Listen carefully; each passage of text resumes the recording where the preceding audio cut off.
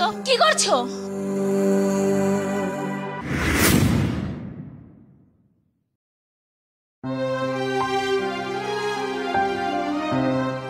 হ্যাঁ রাকেশ বলো।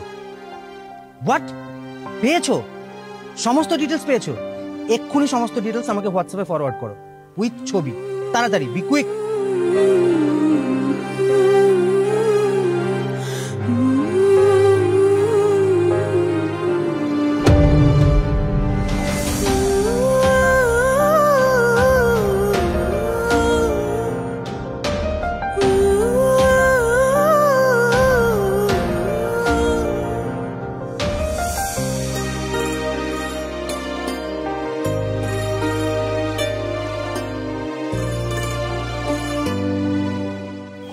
My God!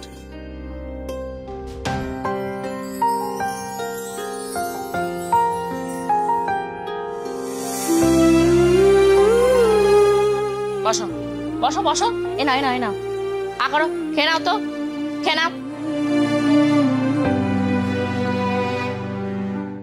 কি করছো তুমি? মাটিতে পড়ে যাওয়া খাবারটা আমার বাচ্চাটাকে খাওয়াচ্ছ? আসলে বৌদি, আমি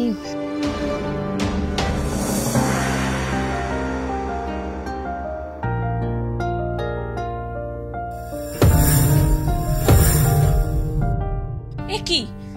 এগুলো তো সব আমার গয়না, এগুলো তুমি কোথায় পেলে?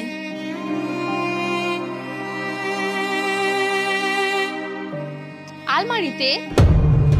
আলমারিতে? কিন্তু আলমারির চাবি তো আমার ব্যাগে। ও চাবি আমি কবেই নকল করে নিয়েছি।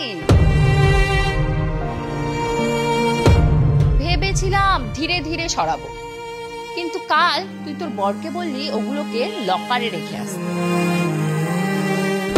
ব্যাংকের লকার থেকে যে গয়নাগুলো এনেছিলাম সেগুলো আর ব্যাংকে রাখা হয়নি, বাড়ির আলমারিতেই রয়েছে। তাই ভাবলাম আর দেরি করে লাভ কি, তার ভেতরে তোদের বাড়ির দারোয়ানটাও গেছে দেশের বাড়ি।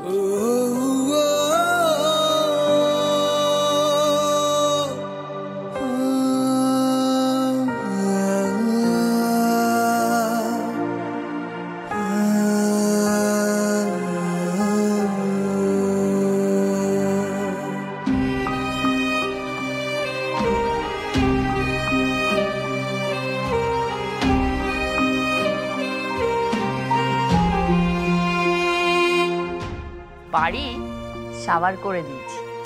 চোর চোর! আমি এক্ষুনি আমার বরকে ফোন করব, আমি এক্ষুনি স্বর্ণকে ফোন করছি। এ ফোন রাখ, বেশি বাড়াবাড়ি করলে না তোর এই গয়নাটাও যাবে আর এটাও যাবে।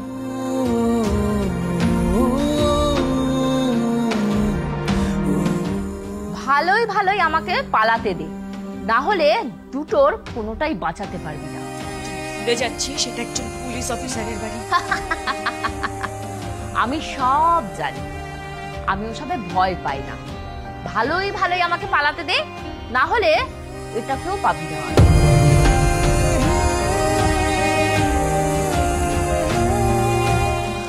আমার বাচ্চাকে কিছু করো না প্লিজ, আমার বাচ্চাকে কিছু করো না, আমি তোমার কাছে হাত জোড় করছি, প্লিজ আমার বাচ্চাটাকে কিছু করো না।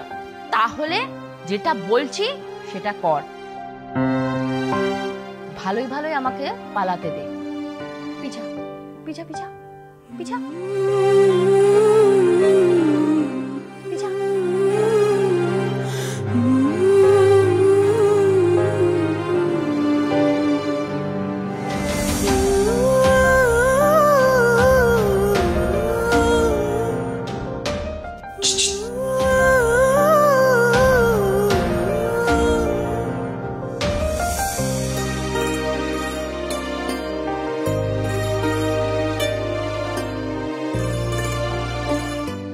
সাহস দেখে আমি অবাক হয়ে যাচ্ছি।